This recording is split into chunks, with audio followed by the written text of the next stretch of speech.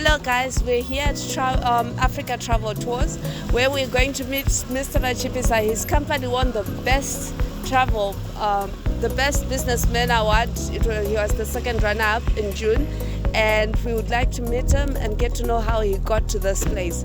Come with me. Good afternoon and welcome to Big Falls, Tel Aviv. Today we're joined by our guest, Mr. Machipisa, Mr. Lovemore Machipisa. Would you like to introduce yourself? Thanks so much, Pansy. Your right first name. I am Lovemore Machipisa, owner director of Africa Travel Tours. You're welcome. So we understand that you won an award under Zimbabwe National Chambers of Commerce, second runner-up for Best Businessman of the Year. How do you feel about that? Thank you. It was a great honor to be recognized for our work. It feels very fantastic for people to recognize the work we do.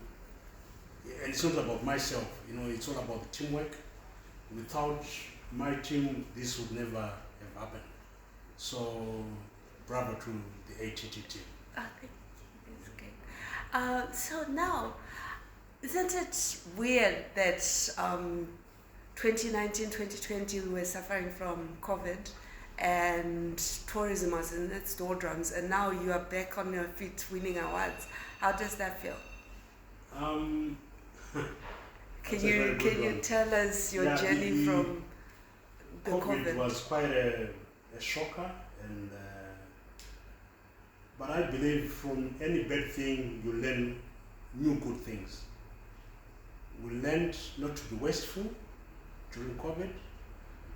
We learned to think outside the box, and it made us stronger. It's unfortunate we lost some loved ones, but it also left us stronger.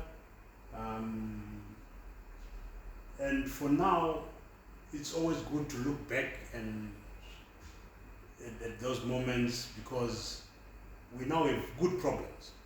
COVID was bad problems, but now we have good problems. When I say good problems, you're talking of shortage of guides, Okay. shortage of vehicles. Oh, wow. We have a fleet of 21 vehicles, but They're not enough. we're not coping. We have to subcontract other companies to help us.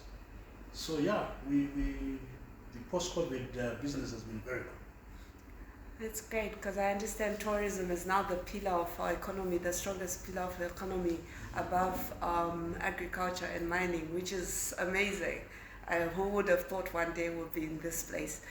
Anyway, what was your inspiration to start Africa Travel Tours? So my primary life, I grew up in this town. So there's nothing else which I knew other than tourism. And the two jobs I did before opening Africa Travel were in tourism. But unfortunately, I wasn't staying with my family.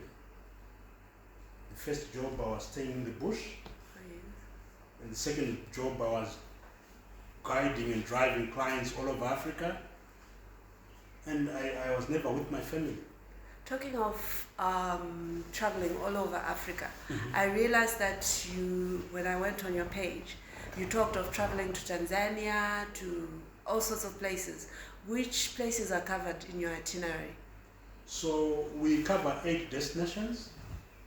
Of course, the main destination is Zimbabwe, followed by Zambia, Botswana, Namibia, South Africa, Tanzania, Kenya, and finally Rwanda. So we mainly cover 8 destinations. So you're more, if I understand the tourism industry, you're more like an overlander? Not really. We can say a tour operator. Tour operator? Yes. Okay, so how do you go from one place to the other? So some places we don't need to go. We've got strategic partners which we partner with that. We only have our presence, like for example in Zimbabwe, Zambia, Botswana, Namibia we do go as well, South Africa here and there, But in East Africa, we've got partners which we've partnered with, which do all our work there. Oh, all right, no, that's great. So is there differential pricing between the international tourists and the local tourists, or it's all the same? So talking about that, when COVID struck, we were doomed because 95% of our clients was internationals.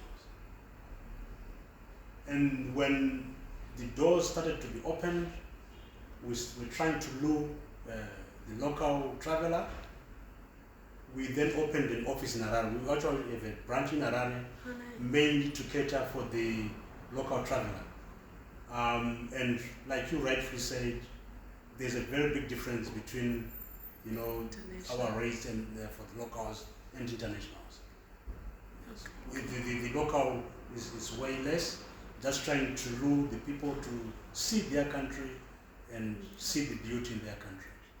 Yes. Yes, because a lot of locals have no appreciation of the tourism destinations. Most people associate holidays with going to Musha, Yes. and rarely do they think of visiting places like Vic Falls and stuff like that. They associate them with very rich people. So it's nice to hear that you actually targeting the local community Yes. also. No, we do believe that everyone should benefit and have an opportunity to appreciate their own country, and that's why we then offer discounted rates to the locals.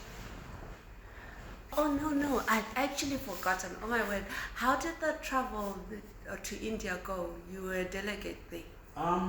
Wow, that was a big eye-opener. As you are aware, India is a very big country.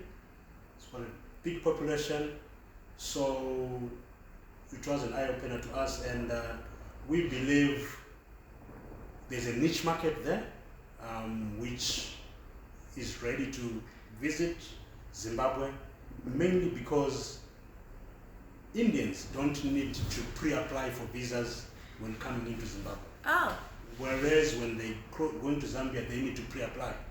So that alone, it's a plus for us. And connectivity, very good. We've got Ethiopian Airlines coming in every day. So happy days. oh nice. I hope something positive really comes out of it. Absolutely. We actually have started to get inquiries from travel agents which we met, and we have tailor-made itineraries to try and Indian people. get the Indian market, yes. Okay. Would you know why they chose India as a place for you guys to go and market? Yes, like I said when you asked about India, India is it's got a very big population, Oh yes. so it's a market which we need to explore because it's got a lot of people. So we are missing out by not tapping into that market. Yeah, and a lot of Indian people are doing business here in Zimbabwe. Exactly. Oh yeah, great. Would you mind sharing your secret to success for those who might want to go into what you have ventured into? Wow. Okay. I believe in business, you need to have principles. You need to have ethics. And you need to try to be perfect in what you do. So I can say that's the word I can advise people out there. If you want to do business, do it the right way. What you advertise is what you have to give, and you have principles, you have good business ethics, then you're good to go. Talking of principles, before we started the interview, you were talking about how you do philanthropic work. Would you mind sharing a bit on your philanthropic work? So we have adopted some girls in Lupino village. The main reason is to give back to the community. My wife leads the Africa Travel Community Trust, where she acts as a mother, as an auntie, as an advisor to the girl child. We have 3 daughters, so it prompted us to try and guard the girl child jealously. She grew up in a communal setup, so she talks to them and tries to advise them that even though they could be walking 5 kilometers to school today, that doesn't determine that their future will be better. There is light at the end of the tunnel. So once every month, she meets the girls, talks to them, takes sanitary wear to them. Every term when the school opens, take stationery, books. Recently, we donated 50 desks and 50 chairs at Misba Primary School, just after seeing the need. So yeah, we do what we feel can make a difference.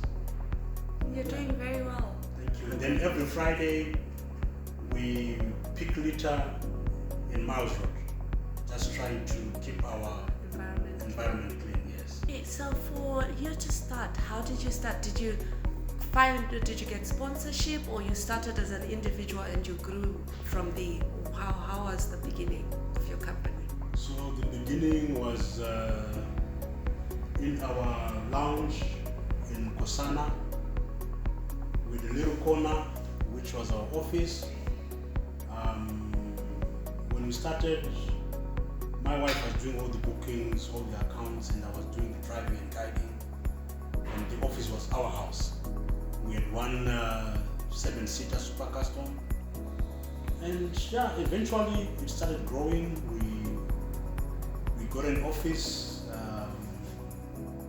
in the low density area, and we bought a few more vehicles. Then eventually we're here at our own place. Great. And professionally, you're a guide, from my understanding of what you're saying. Yes. Okay, all right. No, that's great. Thank you so much, Mr. Machipisa. It's been a pleasure.